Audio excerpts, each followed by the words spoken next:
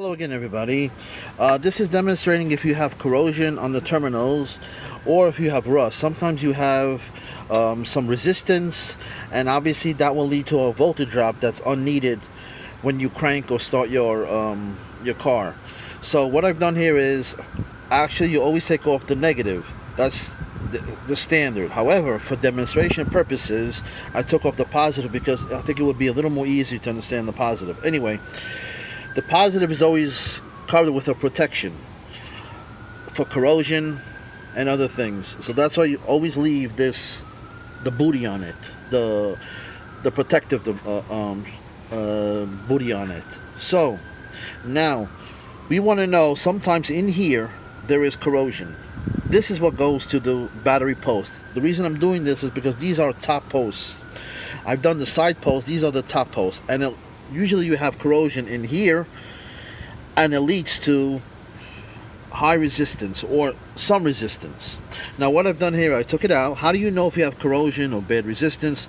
Well, just take this out, put a meter, what I've done here.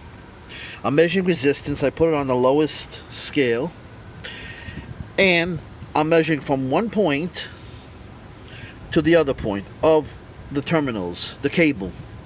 Basically, I want to make sure I don't have high resistance. So I took an alligator clip from this one, which is going to make contact with the post, and to this one. As you can see over here, after I had to clean it up with a wire brush, before it had some resistance. Now we're looking at 0.4 ohms. So if you crank and you say, boy, am I losing voltage through this cable terminals, before you do that, take the post off, go and measure from here to here, or from here, from this one to here, and see if you have any resistance. If you do, you have to clean it. So you want a low reading. You want 0.3, 0.4. This is a perfect reading.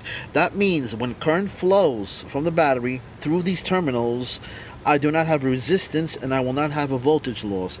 If I have 0.5, 0.6 volts, that's a little too extreme. You don't want any losses through the cable terminals.